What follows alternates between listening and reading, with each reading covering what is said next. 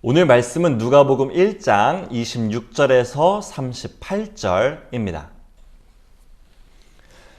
여섯째 달에 천사 가브리엘이 하나님의 보내심을 받아 갈릴리 나사렛이란 동네에 가서 다윗의 자손 요셉이라 하는 사람과 약혼한 처녀에게 이르니 그 처녀의 이름은 마리아라. 그에게 들어가 이르되 은혜를 받은 자여 평안할지어다. 주께서 너와 함께 하시도다 하니 처녀가 그 말을 듣고 놀라 이런 인사가 어찌함인가 생각하매 천사가 이르되 마리아여 무서워하지 말라. 내가 하나님께 은혜를 입었느니라. 보라 내가 잉태하여 아들을 낳으리니 그 이름을 예수라 하라. 그가 큰 자가 되고 지극히 높으신 이의 아들이라 일컬어질 것이요 주 하나님께서 그 조상 다윗의 왕위를 그에게 주시리니 영원히 야곱의 집을 왕으로 다스리실 것이며 그 나라가 무궁하리라. 마리아가 천사에게 말하되 나는 남자를 알지 못하니 어찌 이 일이 있으리까? 천사가 대답하여 이르되 성령이 내게 임하시고 지극히 높으신 이의 능력이 너를 덮으시리니 이러므로 나실 바 거룩한 이는 하나님의 아들이라 일컬어지리라. 보라 내 친족 엘리사벳도 늙어서 아들을 배었느니라. 본래 임신하지 못한다고 알려진 이가 이미 6달이 되었나니 대저 하나님의 모든 말씀은 능하지 못하심이 없느니라. 마리아가 이르되 주의 여종이오니 말씀대로 내게 이루어지이다 하매 천사가 떠나가니라. 아멘. 할렐루야. 오늘도 예배 자리에 나오신 여러분을 진심으로 환영하고 축복합니다. 11월 마지막 주입니다. 벌써 12월이라니 시간이 어떻게 흘러가는지 모르겠습니다. 이제 달력으로는 한 해의 마지막인 12월에 들어서지만 교회력으로는 지난주였죠. 추수감사주일을 지낸 성령 강림 후 마지막 주를 보낸 것으로 한 주기 교회력의 한 해를 마무리했습니다. 교회는 이제 예수님의 탄생을 기다리는 강림절에 들어서면서 새롭게 한 주기를 시작하게 됩니다. 세상의 시간은 마지막 마무리를 향해 가지만 우리는 예수님을 삶의 중심으로 두는 그리스도인이기 때문에 아기 예수님의 나심을 기다리는 새로운 시작에 들어선 것입니다. 또 다른 시작을 맞이하는 우리 소명교회 성도님들 모두에게 하나님의 은혜와 임마누엘의 소망이 가득하게 되기를 진심으로 축복하겠습니다. 강림절입니다. 또는 대림절이라 하기도 하죠. 내릴 강 임할 림, 기다릴 때 임할 림 자를 했습니다. 예수님께서 이 땅에 오심, 이 땅에 임하심을 기다리는 절기입니다. 앞서도 말씀드렸지만 교회력에 따라서 우리 소명교회도 4주간에 걸쳐 이 강림절기를 지내게 됩니다. 그래서 이에 맞춰서 4번의 시리즈 설교를 준비했습니다. 기다리며 기도하고 기대하며 기뻐하다 라는 주제로 진행됩니다. 기억하시는 분들도 계시겠지만 지난해에도 전해드린 말씀입니다. 그렇지만 전하고 또 전해도 은혜되는 말씀이라 생각하여 준비하게 됐습니다. 여러분들도 예수님의 나심을 기다리며 기뻐하고 기대하는 마음으로 함께 해주시길 바랍니다.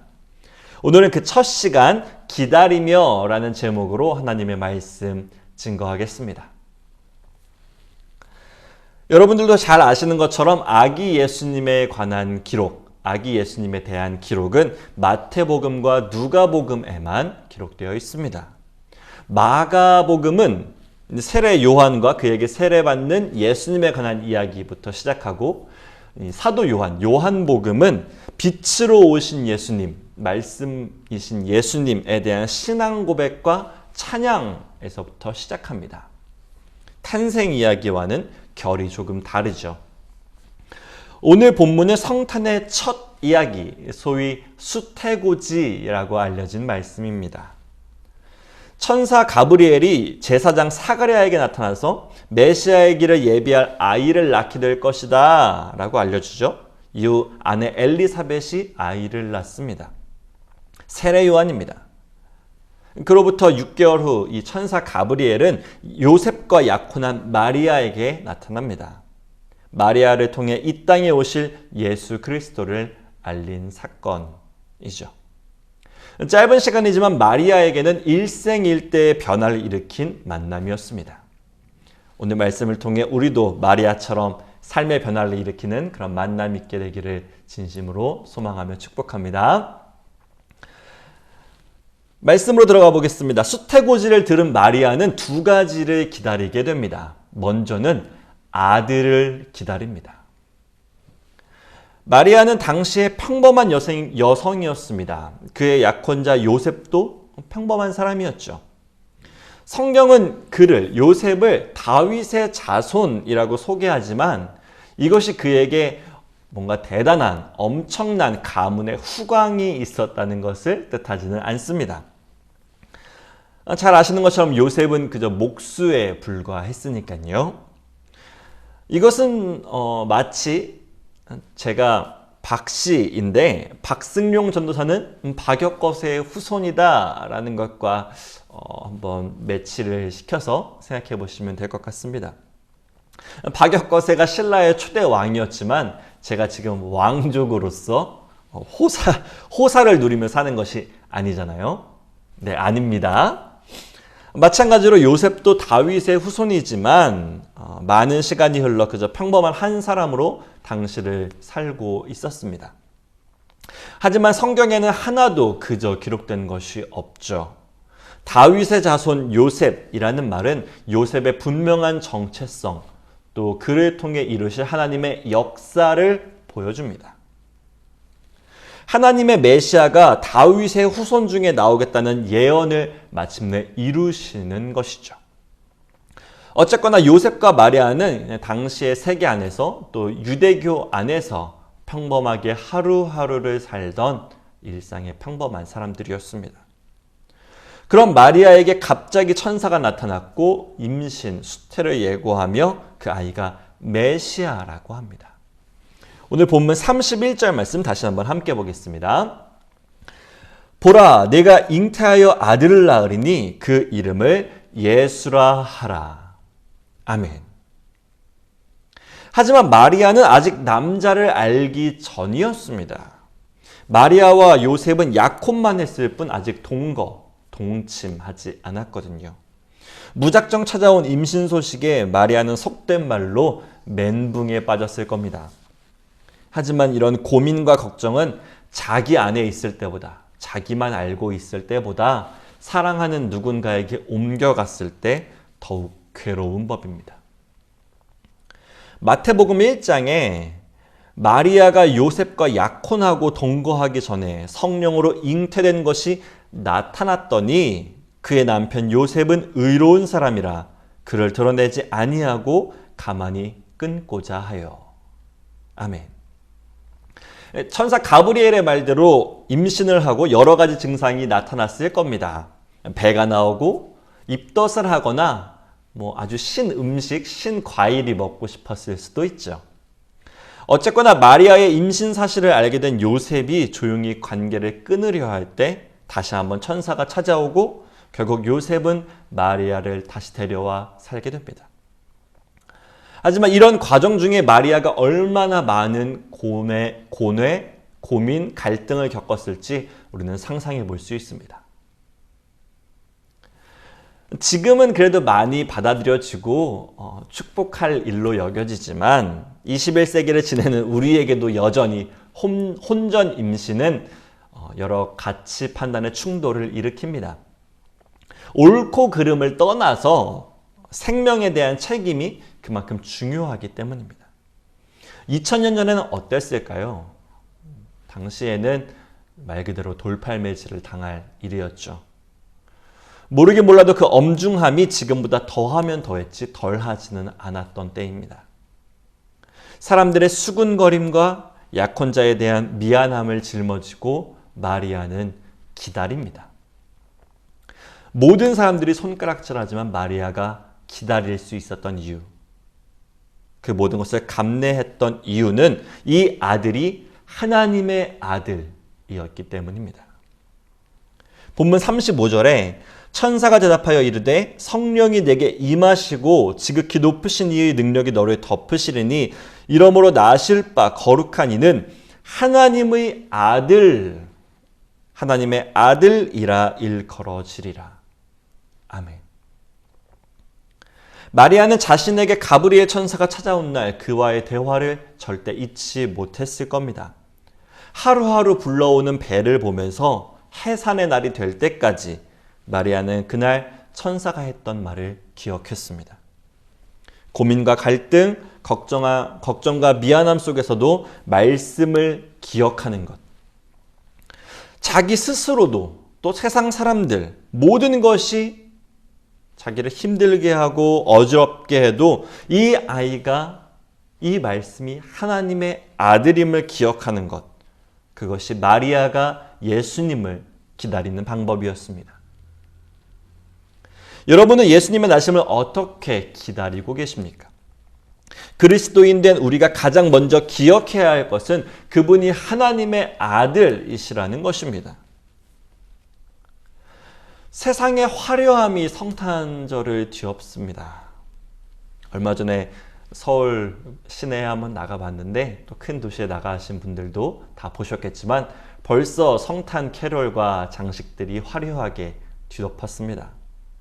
많은 사람들이 성탄절을 기다리죠. 하지만 저마다 기다리는 이유는 다를 것입니다. 우리는 그날을 왜 기다릴까요? 그날이 축제이기 때문에, 연인과의 좋은 날을 위해서, 아니면 그날을 통해 예수님께서 하나님의 아들이심을 기억하기 때문에. 저와 여러분, 우리 소명교회는 성탄의 주인공인 예수님께서 하나님의 아들이심을 기억하는 것으로 그날을 기다리시기를 소망하겠습니다. 계속해서 봅니다. 아들을 기다리는 마리아, 이어서 마리아가 기다린 두 번째는 그녀의 고백을 통해 알 수 있습니다. 우리 본문 38절 말씀 다시 한번 함께 보겠습니다. 마리아가 이르되 주의 여종이오니 말씀대로 내게 이루어지이다 하며 천사가 떠나가니라. 아멘. 두 번째, 마리아는 주를 기다립니다. 수태고지를 듣고 당황해하는 마리아에게 가브리엘 천사는 성령이 내게 임하고 지극히 높으신 이의 능력이 너를 덮어 모든 것을 이룰 것이다 라고 하죠. 아이를 갖기엔 나이가 너무 많았던 엘리사벳도 임신하지 않았느냐 하면서 떠올려 주기도 합니다. 결국 마리아는 천사의 이야기를 수긍하기로 합니다. 그러고 나서 마리아의 첫 고백이 중요합니다. 그녀는 이제 주님의 여종이 되었습니다. 평범한 일생을 살던 마리아는 이제 주님께 메인 몸, 부르심을 받은 몸, 은혜 받은 자가 된 것입니다. 하나님의 뜻을 인정한 마리아는 자신을 먼저 되돌아보고 고백합니다. 하나님은 나의 주님이시요 나는 주의 여종입니다. 그리고 이어서 주님의 말씀이 나에게 이루어지기를, 곧 주님이 나에게 오시기를 기다리게 되었습니다. 먼저는 아들을 기다리며 예수님이 누구인지 기억했다면 이제는 그날을 왜 기다리는지 알아야 합니다. 그분이 우리의 주인이시오 그날의 주의 말씀이 이루어질 것이기 때문입니다. 마리아는 말씀에 대한 기다림을 고백합니다. 헬라어 성경을 더 직접적으로 옮기면 이렇습니다. 마리아가 말했다. 보십시오. 주님의 여종입니다. 당신의 예언이 저에게 이루어질 것입니다. 당신의 예언이 저에게 이루어지기를 바랍니다. 여기서 말씀은 특별히 미래에 이루어질 일에 대해 말하는 예언을 뜻합니다. 말씀이라는 헬라어 단어 이 레마는 성경 곳곳에서 쓰였지만 이렇게 예언의 의미를 담고 있는 곳은 몇 군데 안 됩니다. 그러니 더욱 특별한 의미가 있는 것이죠.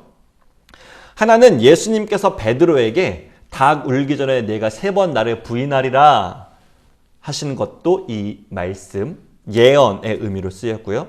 또 하나는 예수님께서 인자가 죽임을 당하고 3일 만에 살아나리라 하신 것도 같은 말이었습니다. 하나 더 사도행전의 베드로가 예수님의 말씀을 떠올리면서 기억하는 요한은 물로 세례를 베풀었으나 너희는 성령으로 세례를 받으리라 하신 것입니다. 물론 이제 몇 군데 조금 더 있지만 38절에 사용하는 이 말씀, 예언이 어떤 무게감, 어떤 뉘앙스로 사용되는지 바로 아시겠죠? 이것은 모두 예수님께서 하신 말씀이었고 모두가 반드시 이루어진 말씀들이었습니다.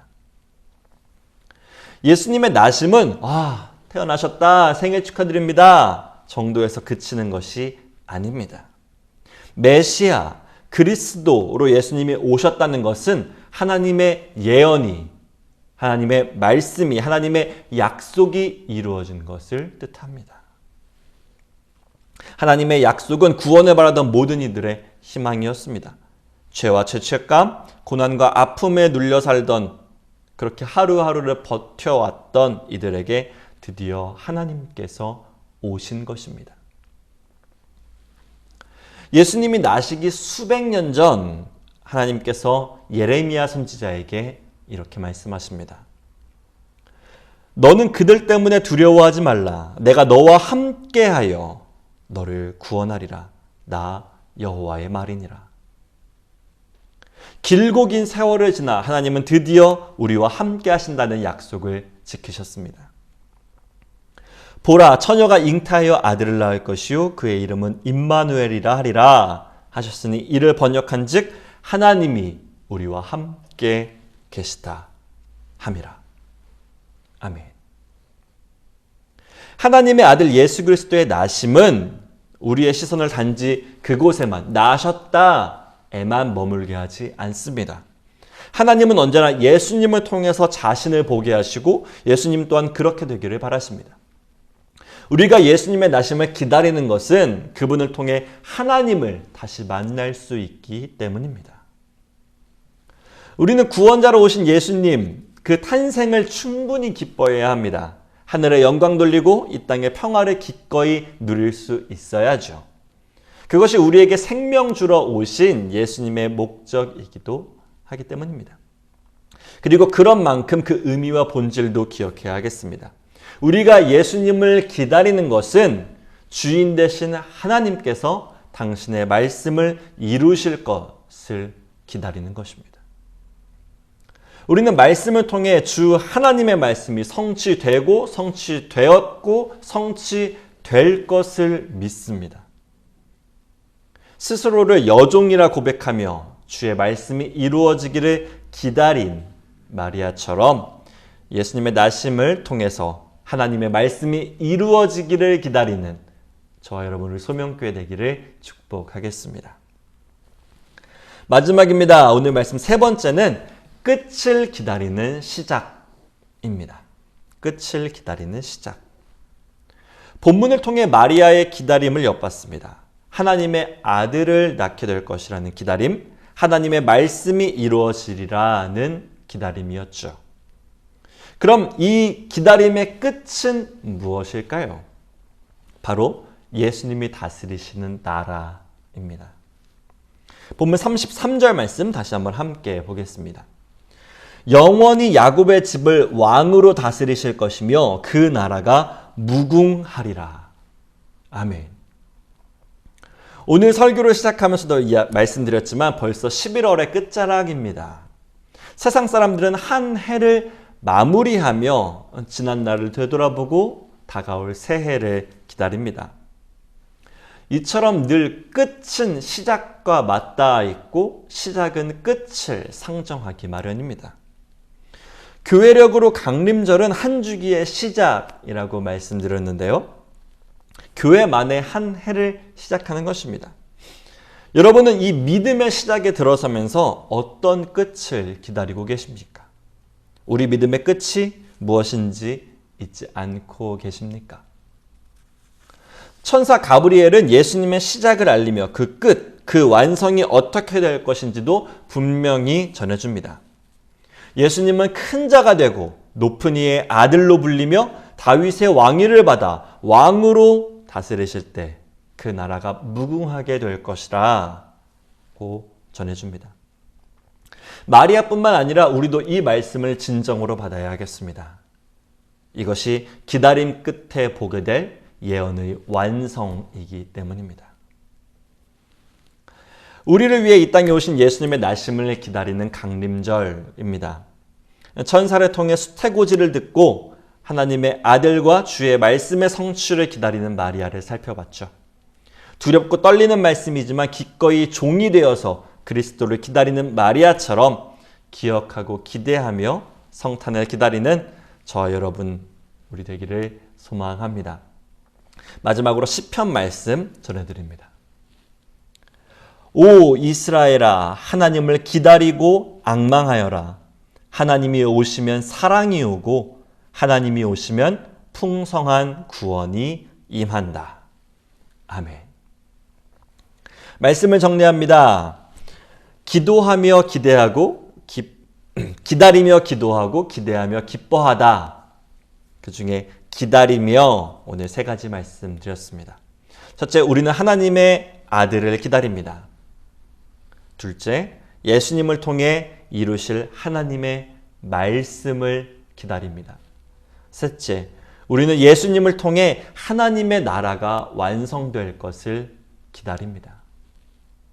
하나님의 약속이신 예수 그리스도를 기다리며 이번 한 주 보낼 때의 말씀으로 승리하시는 저와 여러분 우리 소명교회 되기를 진심으로 축복하겠습니다.